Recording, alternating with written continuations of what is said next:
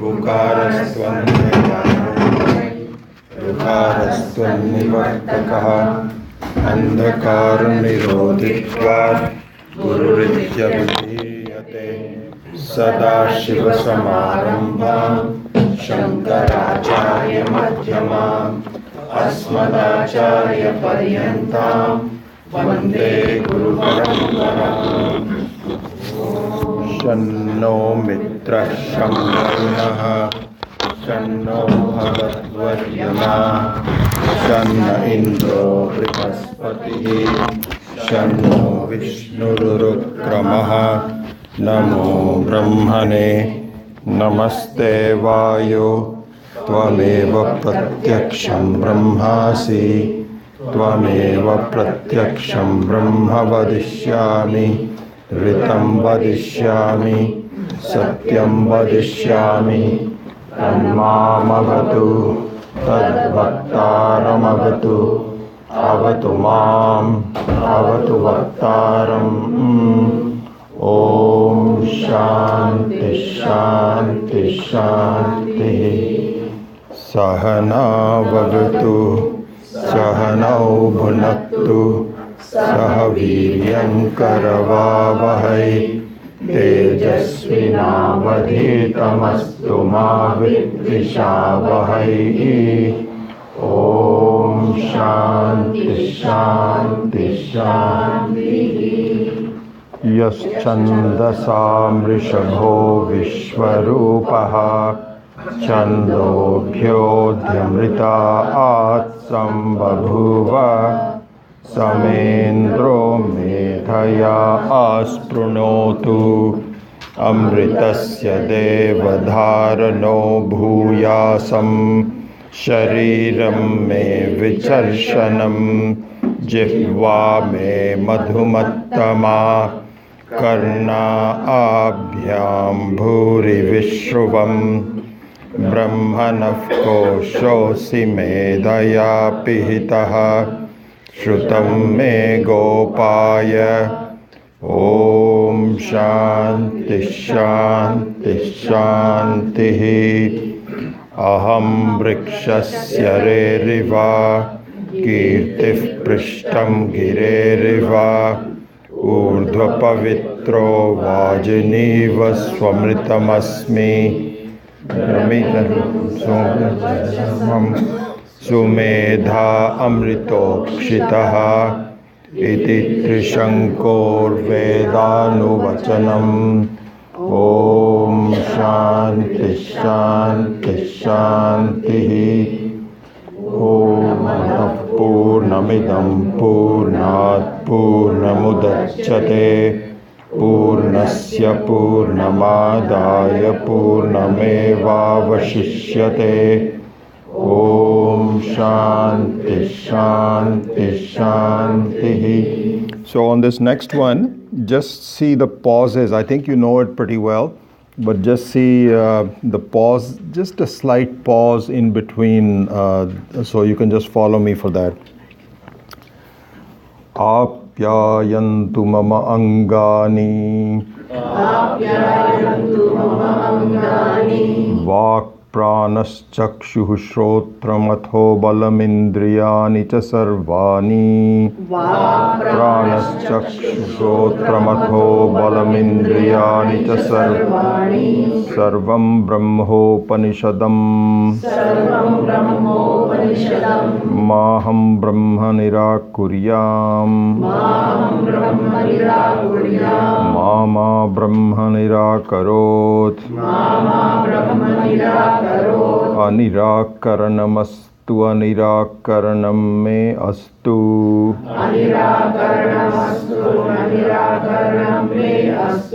तदात्मनि निरतेय उपनिषत्सु धर्मास्ते मयि सन्तु ते मयि सन्तु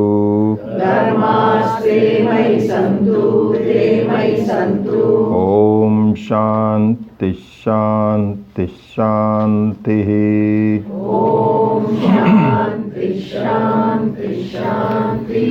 So let me try to just see what is natural in terms of reading the whole thing.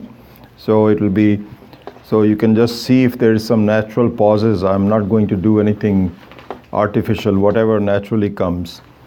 Apyayantu mama angani vak pranaschakshuh shrotramatho balamindriyani cha sarvani sarvam brahmopanishadam maham brahma nirakuryam mama brahma nirakarot anirakaranamastu anirakaranam me astu tadatmani nirateya upanishatsu dharmaste mayi santu te mayi santu, or something like that.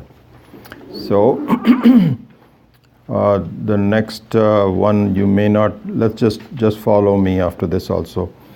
Vang me manasi pratishtita, Vang me manasi pratishtita, mano me vachi pratishtitam, mano me vachi pratishtitam, avirma edhi, avirma edhi, vedasya maani isthaha, vedasya mani istaha, shrutam me ma prahasihi, shrutam me ma prahasi, anenadidhena ahoratran sandadhami, ahoratran sandadami, ritam vadishyami, ritam vadishyami, satyam vadishyami, satyam vadishyami, tanmamavatu tadvaktaramavatu, tanmamavatu tadvaktaramavatu, avatu mamavatu vaktaramavatu vaktaram. avatu mam, avatu bhaktaram, avatu bhaktaram. Om Shanti Shanti Shanti. Om Shanti Shanti Shanti. Bhadram no apivataya manaha. Bhadram no apivataya manaha. Om Shanti Shanti Shanti. Om Shanti Shanti Shanti. Bhadran karnebhihi shrunuyama devaha. Bhadram Karnebhihi shrunuyama devaha. Bhadram pashyema akshabhiryajatraha. Bhadram pashyema akshabhiryajatraha. Sthirairangai tuštuvagum sastanubhihi. Sthirairangai tuštuvagum sastanubhihi. Vyashema devahitan yadayuhu. Vyashema devahitam yadayuhu. Swasti na indro vridhashravaha.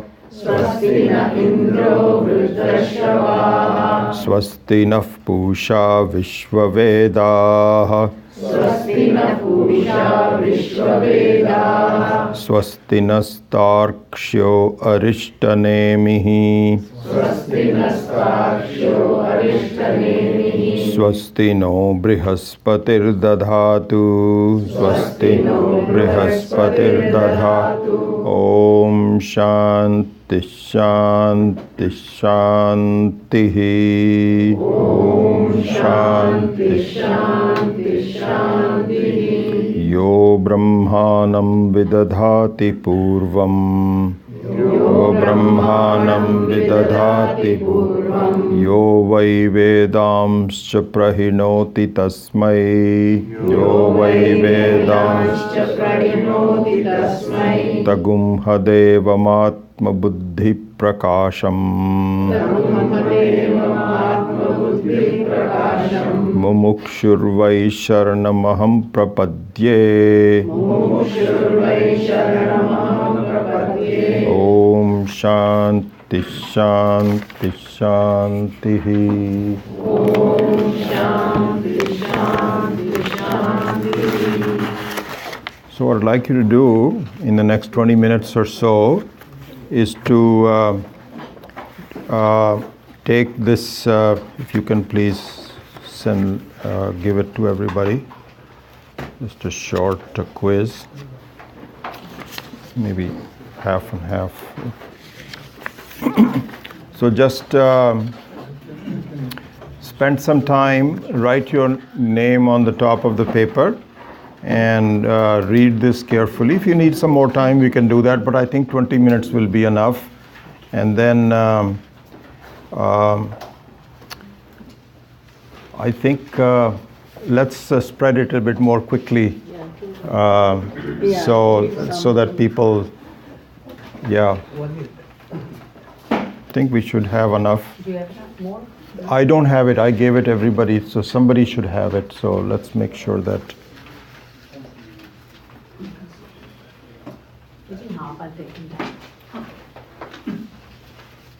It's only one sheet, right? This is one sheet, yeah. Yeah.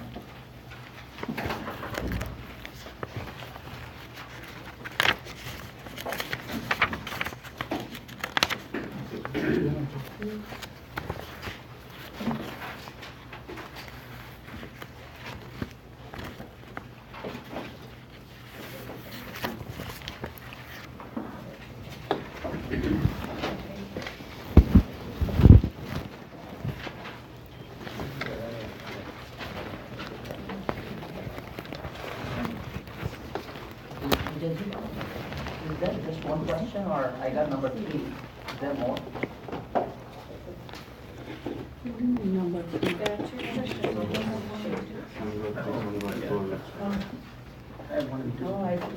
Oh, I got 5. Oh, so everybody got different questions?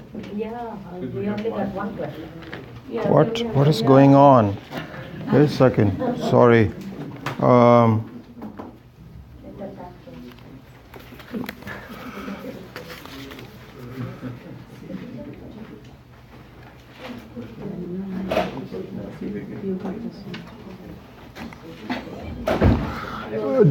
It's the same thing. The numbers 4, 5 don't really mean anything. It should be just 1 and 2.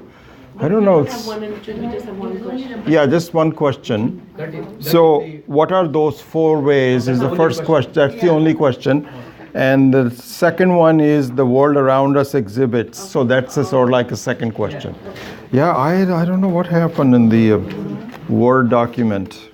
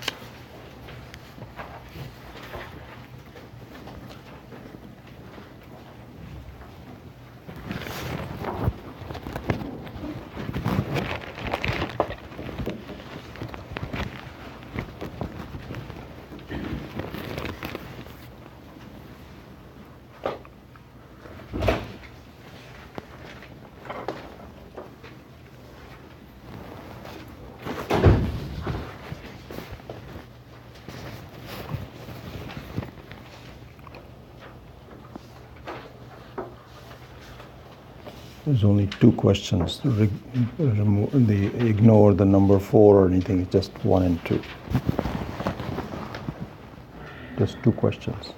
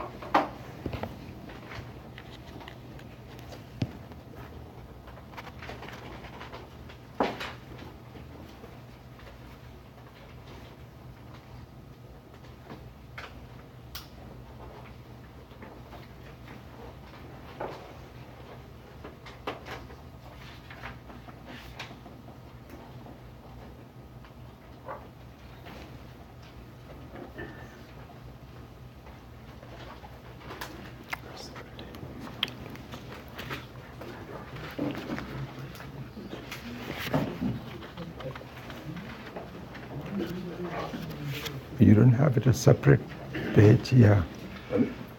You just wrote it down here itself? Yeah, yeah. Okay. Oh, I didn't know. All right. No, I said to separate page. It doesn't matter. It's okay. It's no name. Yeah. Is it readable? Yeah.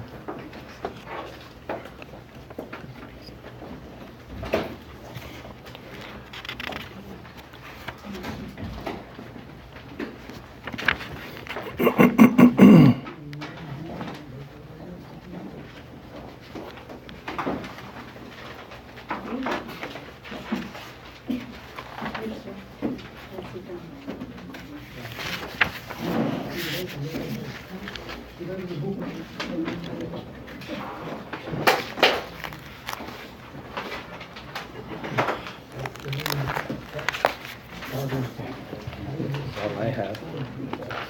Right. Thank you. Other half. Yes. Thank you.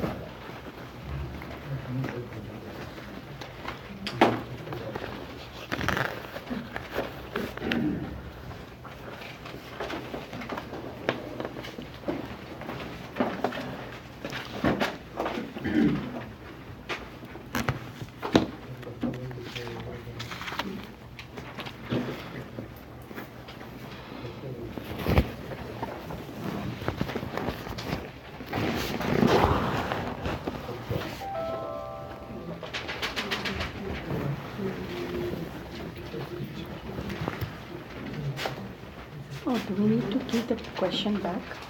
No. Yeah, everybody put it, that's why. Yeah, thought I don't understand how that did, why people did that.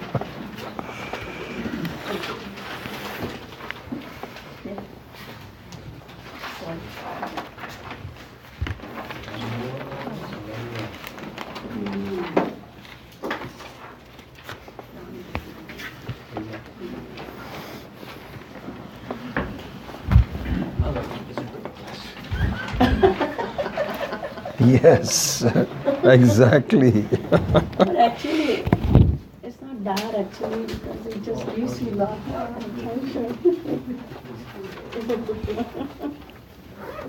All night I didn't sleep. Oh, no. Really, I'm not kidding. Really? Oh my God. I'm a very bad test taker. Poor thing. Take is what they do.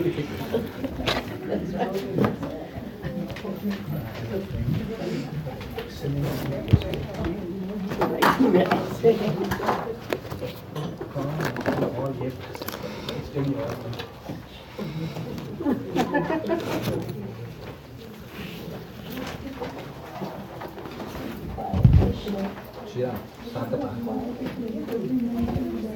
no, it's not good. He answered everything in Sanskrit.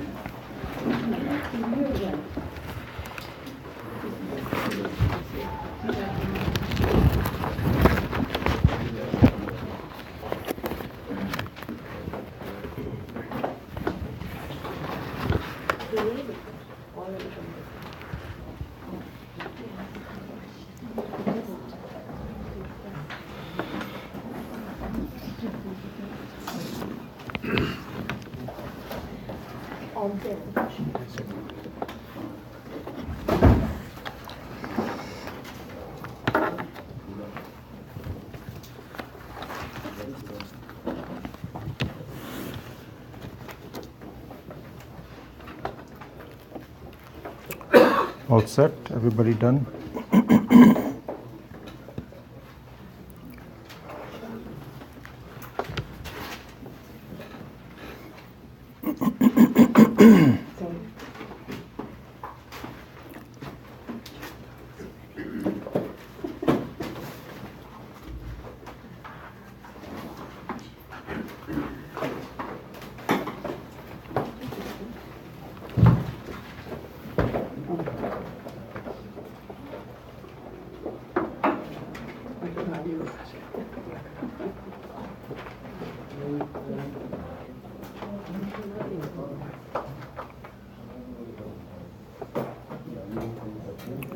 So the inquiry into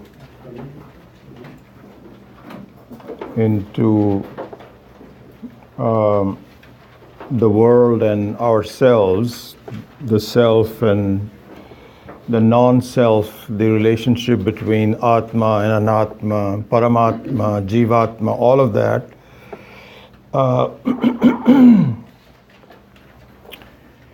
is this inquiry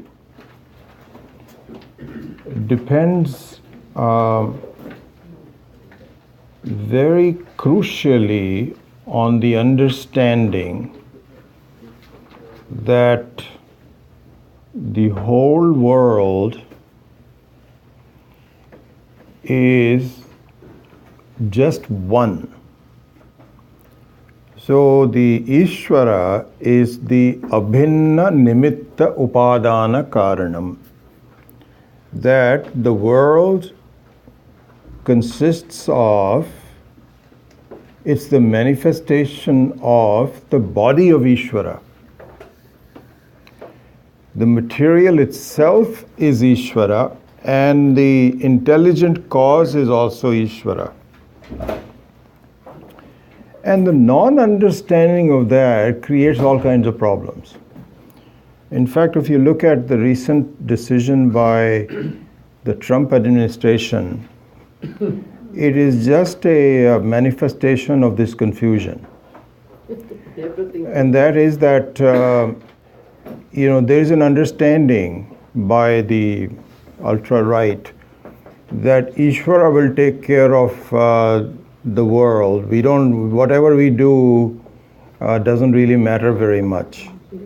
So it stems from a non-understanding that hurting the natural, the climate and so on is hurting Ishvara because it is really the very body of the Ishvara.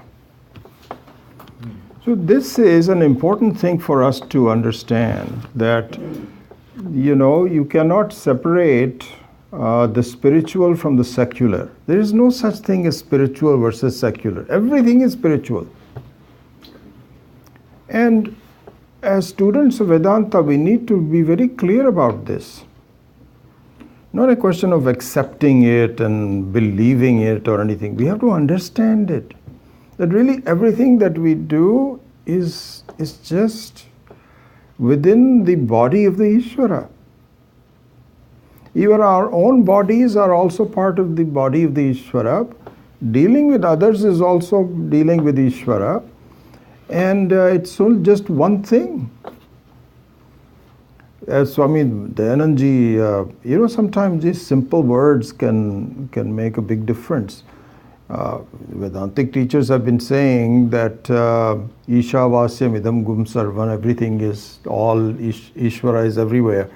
But I think the way Swami Dayananji restated in the modern terms. It's a very important one, where he says, it's not as though we have one God or multiple gods.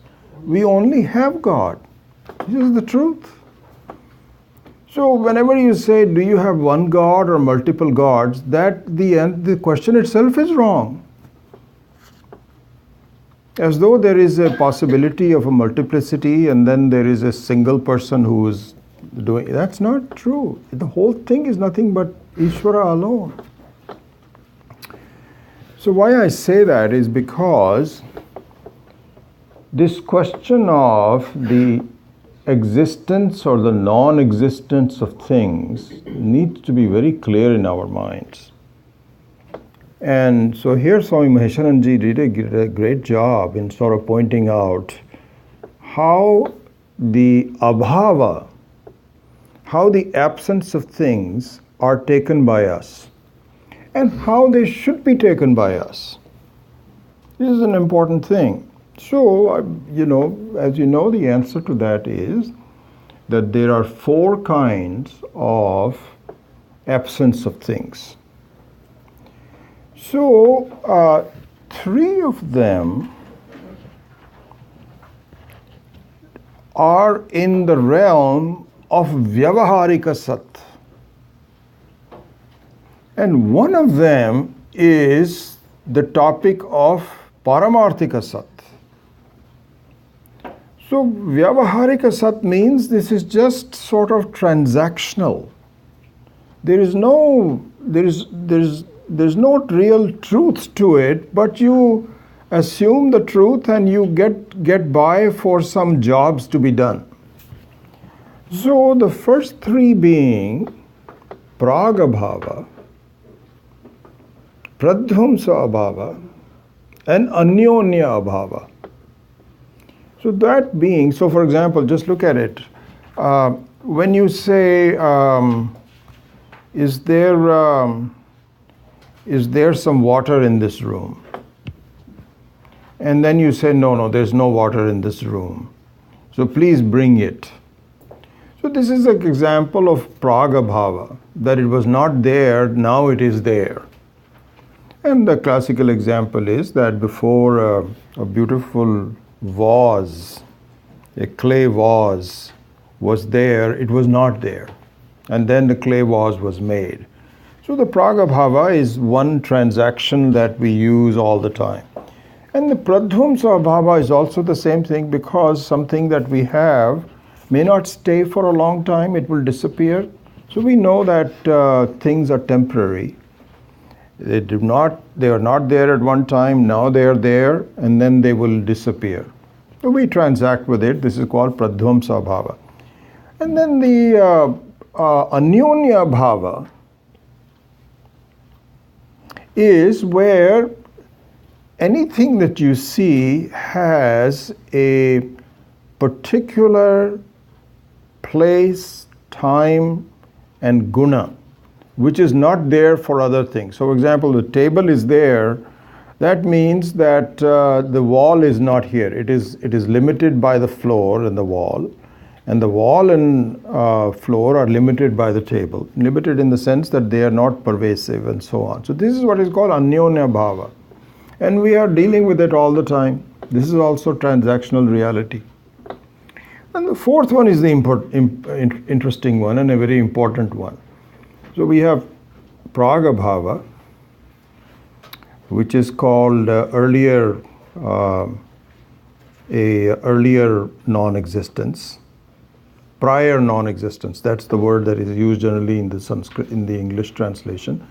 Prior non-existence, then posterior non-existence, and limited non-existence. These are the 3 that we deal with. And the 4th one is an important one, which is called Atyanta Abhava.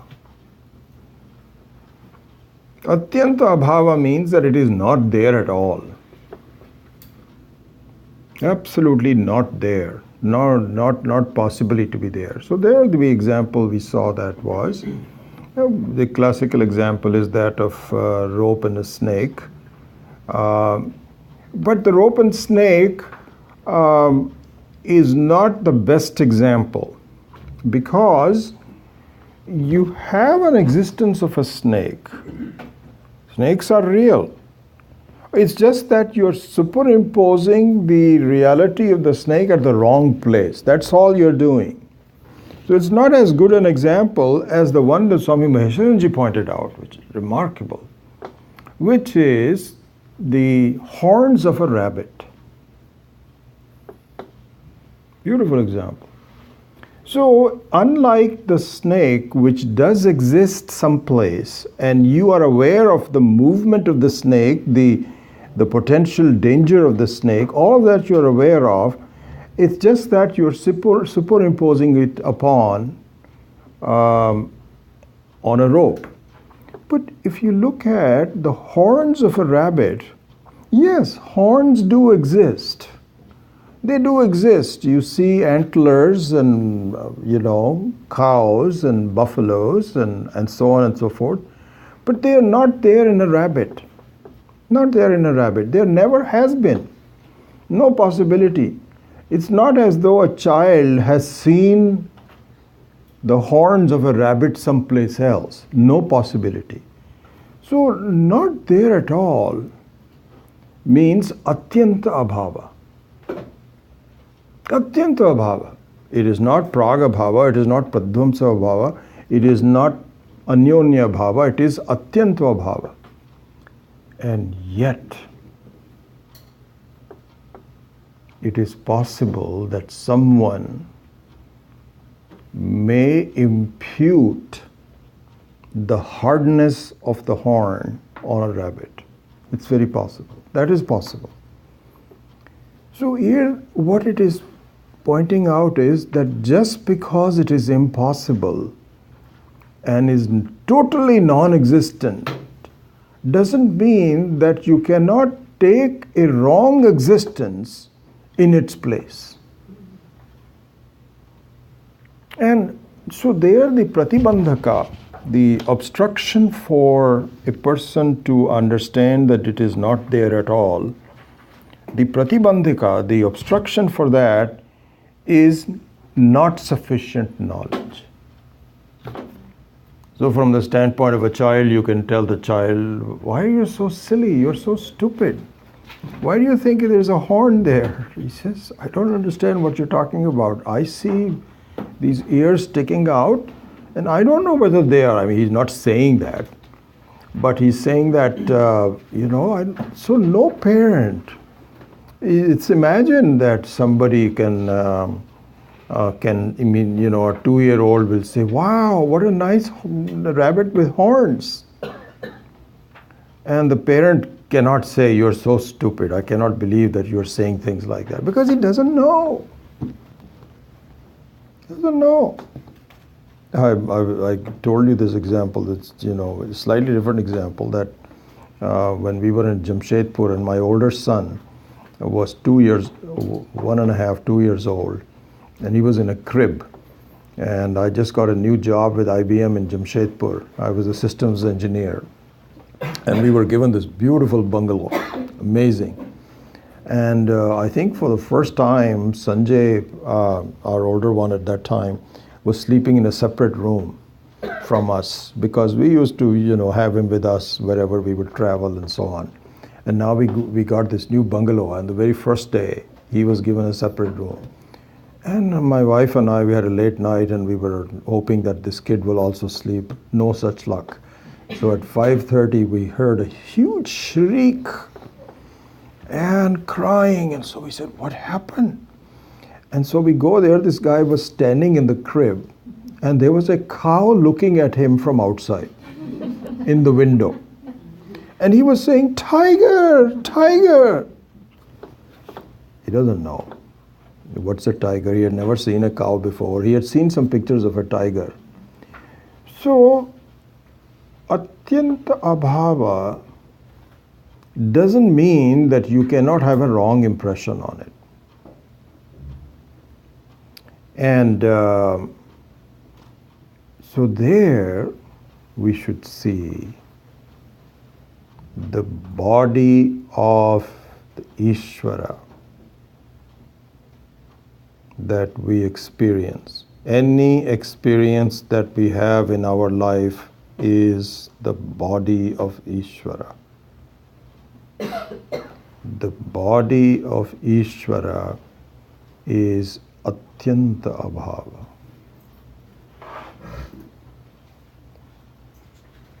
This is the Paramarthika Sat. It is not Vyavaharika Sat. Vyavaharika Sat we know. Vyavaharika Sat we know. So for example, in the example of the little baby mistaking a horn, it's okay. That's all part of the transaction. It's fun. The mother and father can both laugh at each other. He says, wow, he thinks there's a horn on the rabbit. Only when you begin to understand what rabbits are, the whole family of rabbits, then you understand that their ears, even though they look like horns, because they're sticking out and so on and so forth, are very soft. There's no hardness in it. There's no possibility. That comes later on. But the transaction is that the baby can say, look at the horns of the rabbit.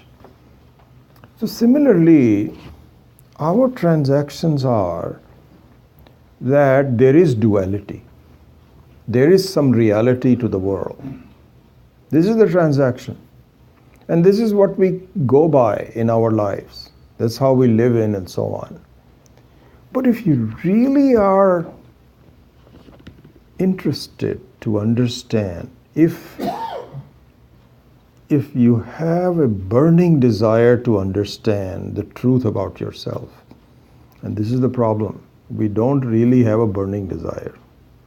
It's kind of like the saying in India, chalta hai. Life goes on, it's okay, no big deal, I'm okay. And say, but don't you see that? He says, I know, I'm getting old and all that, but what can I do? Let me just have breakfast. Just watch a movie, watch the Warriors. It's okay, it's no big deal. But if you have somehow or the other, whatever, you have a burning desire to know the truth, then it is said that the appearance of the world is the nature of Atyanta Abhavaha with a pratibandhaka that you don't know. You don't know.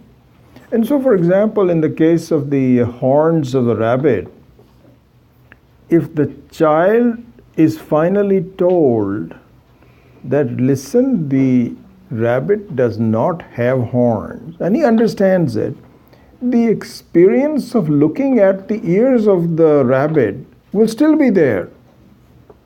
But the conclusion is now different. So similarly here also, once we understand the truth about the world, that it is the body of the Ishvara, and this is, I am also part of it, but I am different. The self is different from my own body, which is part of the Ishvara's body. Then the experience of dealing with people, with my own body, with others and so on, will be the same. But the conclusion is very different. Very different. It's not there. And you enjoy it at that point. So therefore, the understanding of this whole thing with a background of what are the types of mistakes we make is an important one. So these 4 different types of abhavas I thought were important, so I thought we would just do a quiz on that. So with that, we still have plenty of time, so let's go on to the resumption of the Mandukya Upanishad's first verse that we did last time. And I hope that this time you got the copies of the word for word that we had sent out to you.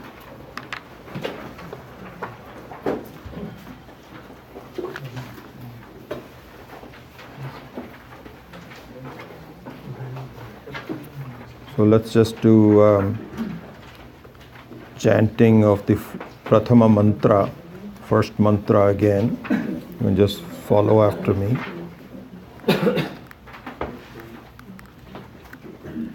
Does everybody have the first mantra in one form or the other? I hope you all do. Okay. Om iti etadaksharamidam sarvam tasya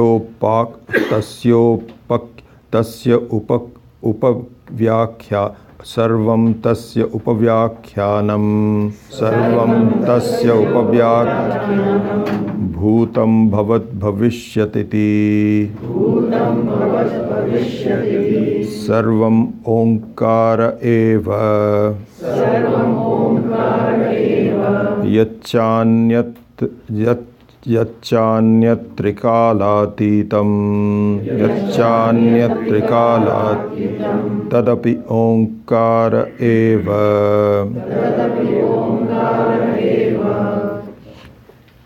So it begins by, this Mandukya Upanishad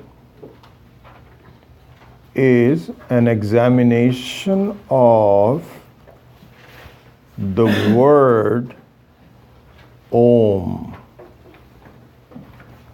It's an examination of the word Om.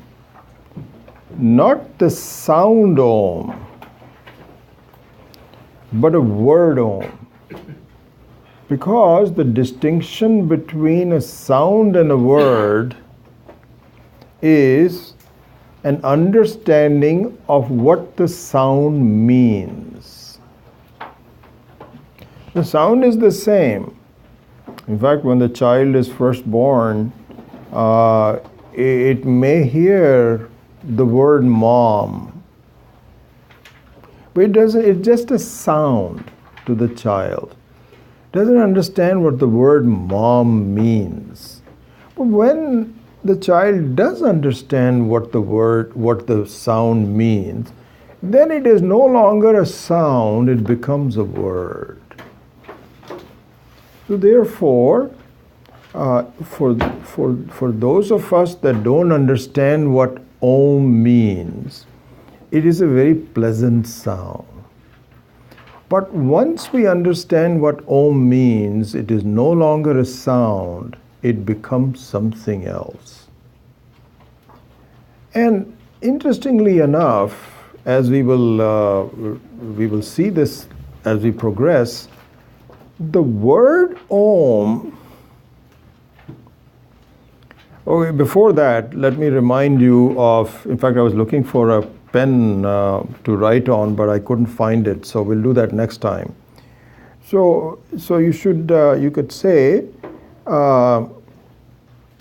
Abhidhana and Abhidheya are the two Sanskrit words used for a name and the object of the name. What is called Nama and Nami. Nama means the name and Nami means what the name Nama refers to. Abhidhana and Abhidheya. So Abhidhana and Abhidheya, these are the technical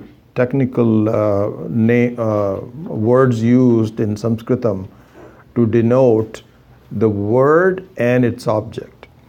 And once the word and the object have been carefully understood and analyzed, then they are literally inseparable. Separable. So you can, when you say table, then they all refer to the same thing. The object has a name and the name has an object. Table. And the transactions are the same. You may not be able to sit on the name table, but essentially it is the same. So from that perspective, the word Om, very interestingly enough, look at this, is both an Abhidhana and an Abhidheya.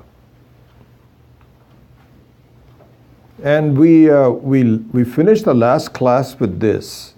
This is how we ended the last class. So let me spend a couple of more minutes explaining How can a word be both abhidhana and abhideya? So, we have essentially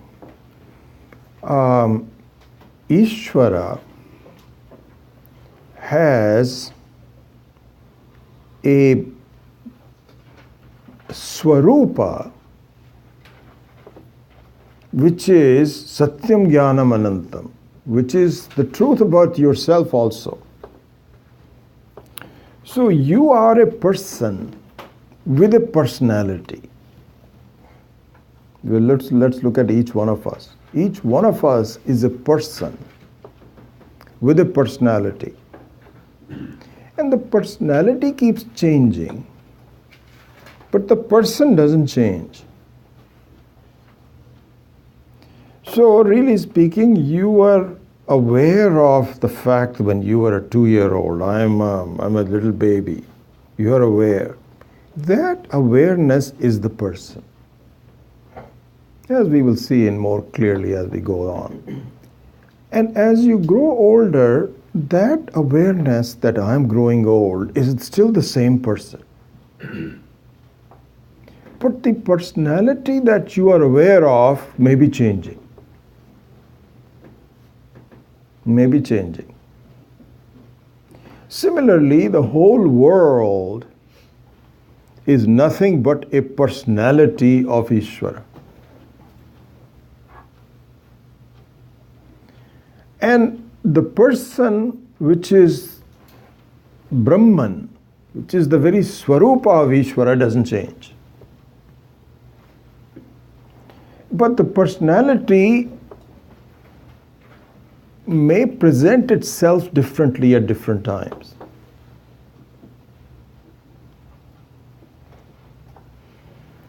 And Om is itself the personality. It is not a word for the personality. It is personality itself. As we will see, I'm just giving you an introduction to it. As well as it is the word as an word for the Swarupa of Ishvara. It is an abhideya for the personality, and it is an abhidhana for the person. This is what we have to see. How is that possible? It is. This is what we have to see. So keep that in mind. And so really speaking, and I'll just very briefly give you an idea of what that means. That the submitting to the personality is our sadhana.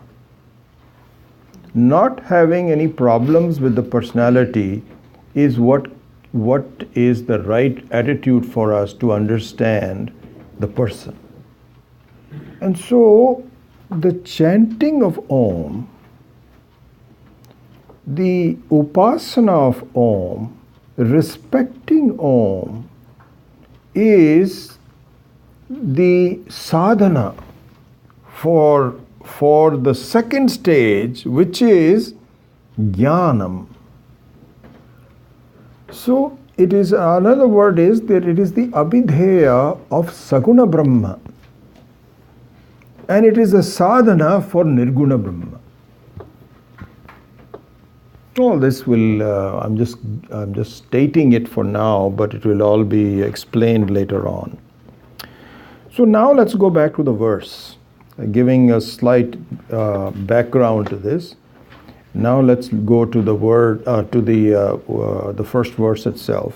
Om iti etat aksharamidam sarvam. In fact, I think when we chant, I think the sarvam should be chanted along with the first, so it should be Om iti etad aksharamidam sarvam. I didn't do that, so, but I think that's a mistake. Om iti etad aksharamidam sarvam Tasya I'm just doing it. Tasya upabhyakhyanam bhutam bhavat bhavishyatiti sarvam onkara eva.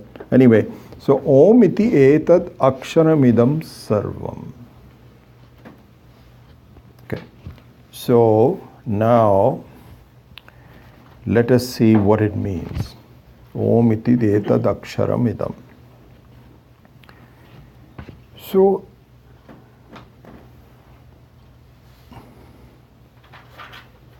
two things involved here. One is abhidhana and one is abhidheya. Okay? Let's look at the abhidheya first.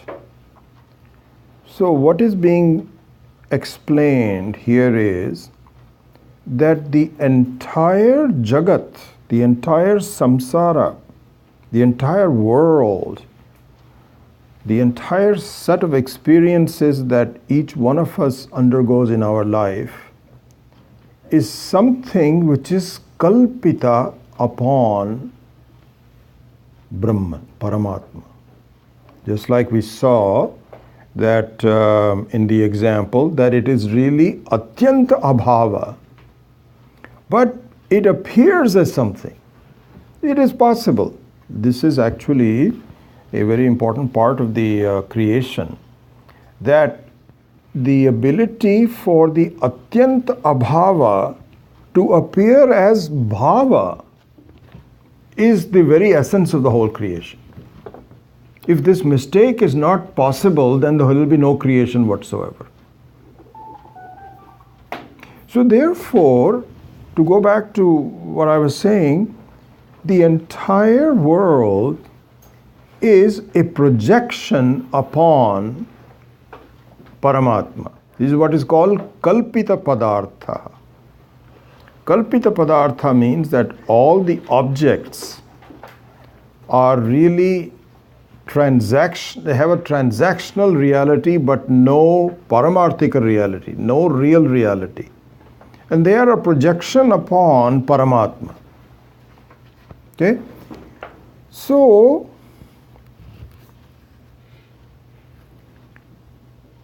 in summary, the entire world, and later on it will segment what do you mean by entire. It will segment it as bhutam, bhavat, and bhavishyat, and trikala atitam. So, interestingly enough, when you say sarvam, the sarvam will be segmented into four parts: past, present, future, and one which cannot be classified as past, present, and future. This is going to be an interesting analysis. We will do that. Probably we won't come to that today.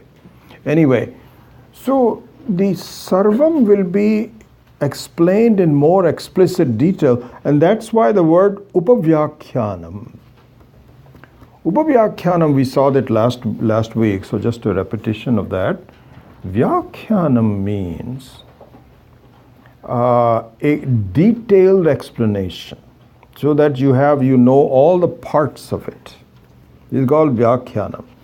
And Upavyakhyanam means one which is relevant and useful to you. It is very close to you. Very close to you. Like, for example, my nephew, he's an ornithologist. He does his PhD on birds. And it's very interesting, you talk to him. He's a very sharp guy. He just finished his PhD actually. He's going to be a professor he just finished it from Cornell. And just spending an hour with him, this is called Vyakhyanam. You ask him about any bird, and he will tell you about their origin, their DNA, how they procreate, where do they live, and what is their lifespan, and so on. Great detail, amazing. Question is how useful it is to your own life. He's useful because he's got a nice job, and he teaches others, and it's a fun thing to explore. You won't believe this guy. My brother was telling me that I said, "What is Vinny doing these days?" He says, "Oh, he's in South America." South America. So when he came back, he was saying, "I lived in the trees for several nights." And so he covered himself with because it was cold there and so on. He climbed up, he lived in the trees, and he watched these birds. What time do they get up? What are their sounds? And how do they mate with each other, the female and amazing. But at the end of the day, the question is, how useful is it to yourself? It's good. I'm happy that he's doing that, So this is the difference between Vyakhyanam and Upavyakhyanam. Same thing with Upanishad. And so Upavyakhyanam means that the details of the Sarvam will be in such a reference that your doubts about yourself and your dealings with the world will be resolved to a greater degree. This is what is called Upavyakhyanam. Anyway, so now I don't want to lose the track of what I want to finish doing that. I'll only spend maybe another 5-7 minutes, and then we will defer the rest to next week. Om iti etad aksharam idam sarvam. So, what it says is that the entire world is a projection upon Ishvara, upon Paramatma. Just like, for example, again going back to the rope and snake, if you have a rope which is taken up wrongly as either a snake or a mala, some kind of some mala on which is lying there with a kind of like with some flowers, or it can be taken as a hose, or it can be taken as a water left, some hole in the ground. All of these are projections upon what is the real stuff, which is the rope. Similarly, the whole world is a projection by different people at different times, wrongly understanding what the projection is upon. So this would be called abhidheya upon the vastu. There is only one vastu, which is Ishvara. And Om is representing the entire possibility of the personality of Ishvara. The entire, so this we will prove why that is the case. Anyway, I'm going into too much detail. Om has two aspects to it. One is it represents all the things that you interact with, everything as a body of Ishvara. Okay, so this is one thing. All the kalpita padartha. Now let's go to the other side. All the sounds and words that you have are emanating from Om. Sounds and words like table, chair, people, anything you say, all the sounds, all the words. And we will prove that all the words and sounds emanate from Om. So now we have an abhidheya, the representation of all objects on one side, and all sounds on the other side. And now we can say, therefore, because of these two assumptions, which have to be proven, what two assumptions? That all objects are represented by Om and all sounds are represented by Om, it is one and the same. They are inseparable from each other. Just like, for example, once you understand the word table, then the word table and the object table are inseparable from each other. So similarly, Om as the culmination of all objects in the creation, and the sound which is representing the entire possibility of things is also Om. So Om as a sound is an appropriate name for Om as an object. This is the important thing that we have to keep in mind. So, in fact, this will be explained much more, that if you were to give an appropriate name to Ishvara, it will be Om. You can call him anything you want to. But if, like for example, the word Sarvam. Sarvam means everything, right? You will not give, you want to represent the concept everything. You will not have a name for everything which is stupid. It's not appropriate. The word stupid refers to something specific. So, if you want to denote everything, you have to come up with a word which is every. This is what called sarva. So similarly, if you were to denote Ishvara, then the most appropriate name for denoting Ishvara is Om. Why that is the case? Because it is both an Abhidheya and an Abhidhana. Abhidheya as Sarvam. This is what it's saying. Om iti etat aksharamidam. And it is also the Abhidhana, because all sounds are contained within Om. So this is how it will be proceeded, will proceed along those lines.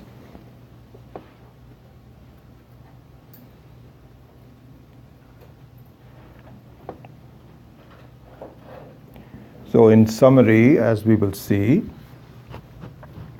that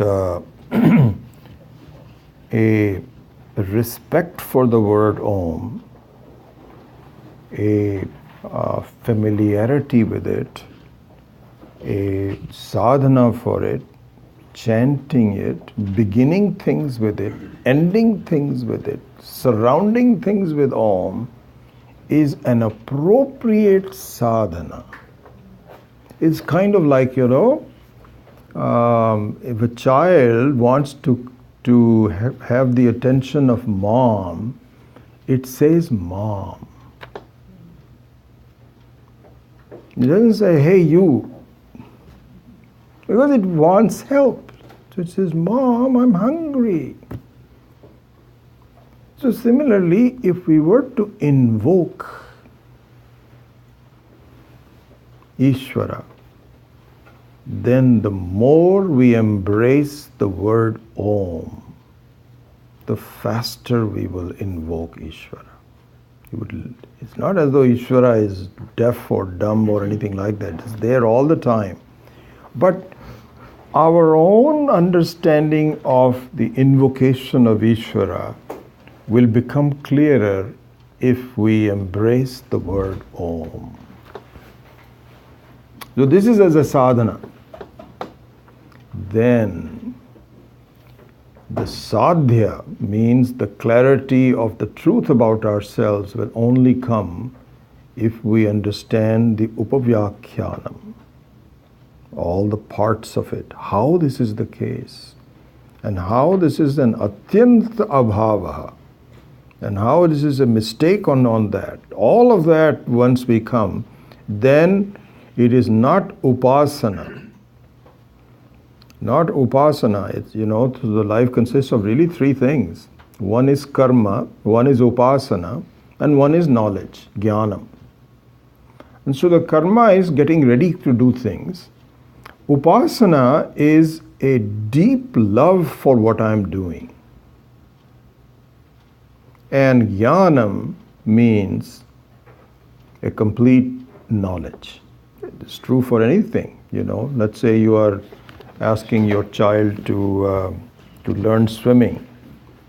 Then the child may not like it at first, or actually all the kids love water anyway, but swimming is not easy in the beginning. But then if you find a child that really starts to like swimming, this is upasana.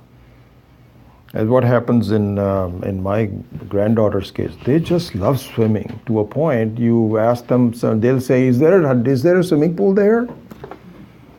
Anytime they would even in the winter time, they love doing that, and so naturally they're very good swimmers, very comfortable. So there also the karma, of course, is one thing, but the upasana, which means a familiarity and a devotion, not even familiarity, but devotion to Om is important, which would lead to an understanding of what Om represents as jnanam. So this is how we will proceed along this. Om swasti prajabhyah paripalayantam nyayena margena mahim mahishaah Go brahmanebhyah shubhamastu nityam loka samasta sukhino bhavantu kale varshatu parjanyah prithvi sasya shalini desho yam shobharahitah brahmana santu nirbhayah sarve bhavantu sukhinah sarve santu niramayah sarve bhadrani pashyantu Ma kaschit dukkhabhag bhavet asato ma satgamaya tamaso ma jyotirgamaya mrityo na amritam gamaya Om Purnamadah Purnamidam Purnat Purnamudachyate Purnasya Purnamadaya Purnameva Vashishyate Om Shanti Shanti Shanti Hari Om Shri Gurubhyo Namaha Hari Om. Any questions?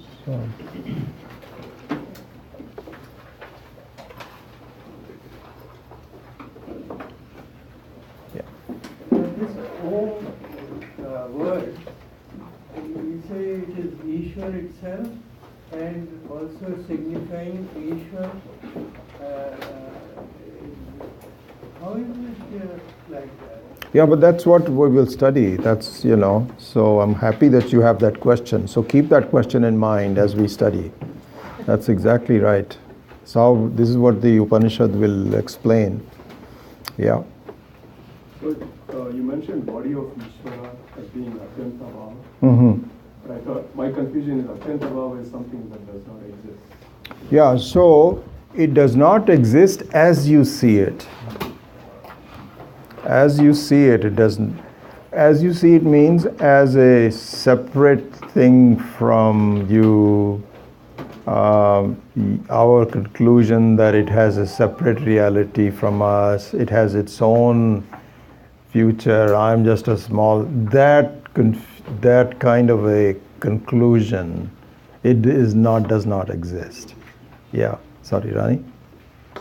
You mean as you see it, as you're projecting something on it? Because the example you gave was horns on a rabbit. Correct. There are ears, but you're projecting the horns. Correct. So Atyanta Bhava was saying as you see it incorrectly. Yeah.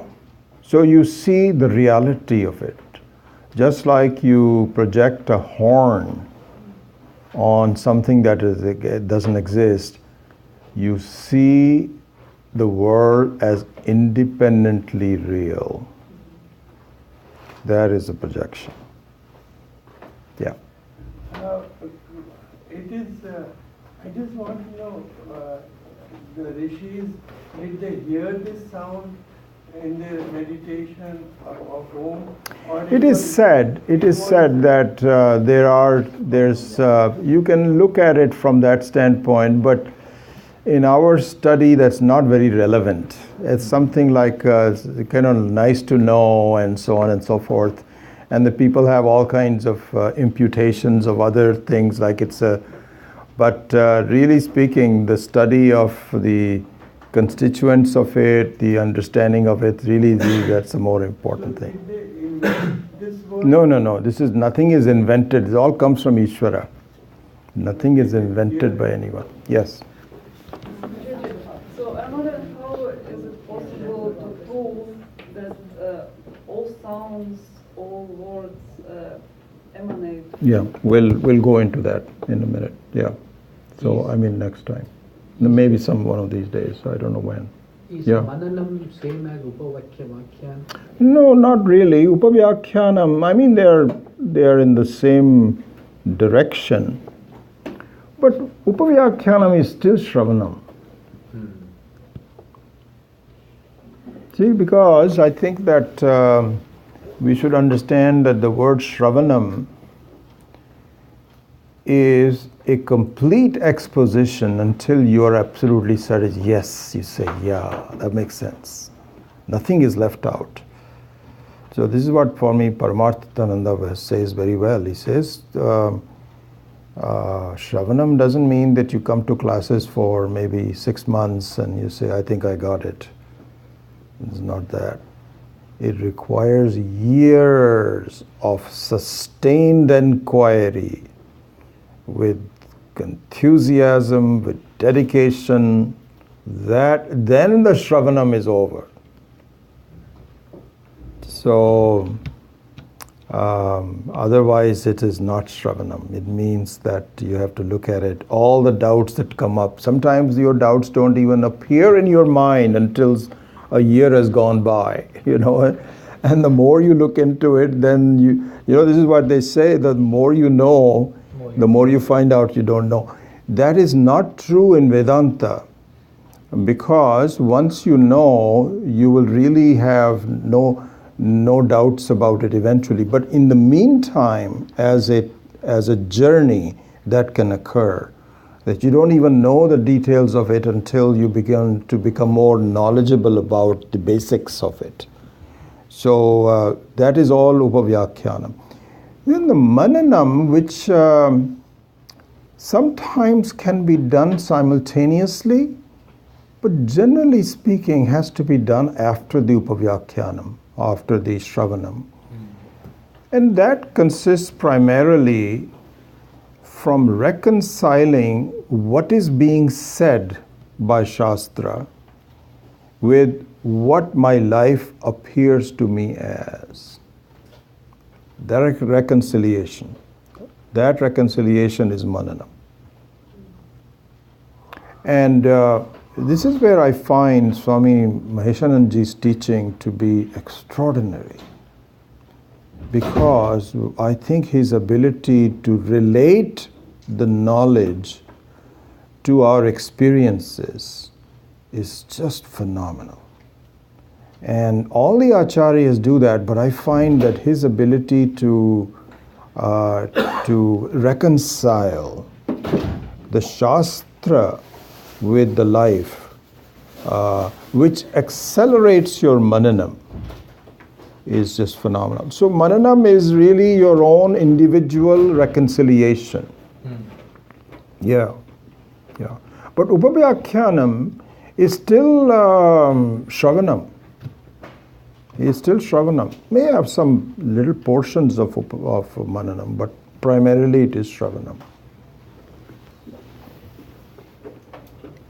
Yeah. You said Om, is resolved, and using the word Om, you invoke Ishvara. So, kind of, what puts a distance between Ishvara and Om, the word invoke. So it's kind of confusing that you're going to duality and, No, I guess I don't see it that way, because what I was saying was that we're starting with a sense of duality, which is obvious. In fact, when our birth itself is an expression of duality and so on. But the thing is that to dissolve that duality, it'll get dissolved. It's a wrong notion, and any wrong notion will dissolve into truth. To dissolve that, I have to start somewhere. So, I would say that if a child were to need help, then it has to utter the right words and say, "Mom, I'm hungry." So one can say, why does it have to say? Because the mom should know when to feed the person and so on. But the person is really very hungry, and so he wants to accelerate the fact that I need food now, not later when you are planning to serve others. And so here the uttering of the word Om simply accelerates my connection, my focus, my dedication, my centricity to understanding what the Ishvara is. And so it is a sadhana from that standpoint. And once I understand it, then I'm never away from Om. The same Om, which initially was just a tool to get me started, presents the truth to me. And then really everything that I see, I can see it as nothing but Om alone. So that is where the abhidhana comes in. So should it be Om invoking Om? No, it's just two phases. Use two different words, it puts a distance. That's what I was trying to say. Om, when we say Om, we are actually invoking Om. So yeah, that would be okay. You can say that you're invoking the personality by correctly understanding that the personality resolves in the person. Yeah, something like that would be okay. Yeah. This Vaititya Prakaranam refutes the Dvaitam aspect, right? Because they, in a way. So the Vaititya, as we saw so far, is that it doesn't have any saram. So how Doesn't have any Dvaitis would interpret this? That's so interesting to know. Who will? Dvaitis. Dvaitin. Yeah, Dvaitin. Because Yeah, they may not, we don't speak the same language. In other words, their understanding of the same words is different. So we really don't have we cannot have a dialogue on similar lines, because they take a a different interpretation from the say and so forth. So we are not opposed to Dvaita, because Dvaita is nothing, it is just simply looking at it, it just looks at it slightly differently. It's like saying, hey, all the waves are different. We say, no, the waves are not different. They all belong to the same ocean. They'll say, no, but yeah. So we don't really have any real dialogue in that sense with the Dvaitins.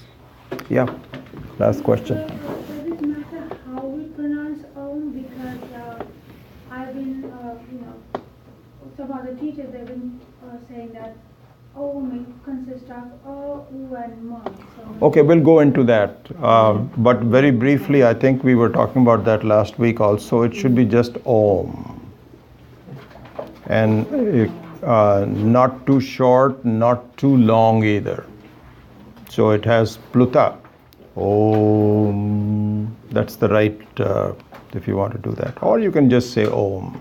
So before meditation or after meditation, you just say Om and that's it. Really, all at any time in your life, not under meditation. You should be thinking about. I think we're running late, so Ravindra will do that next time. Okay, thank you.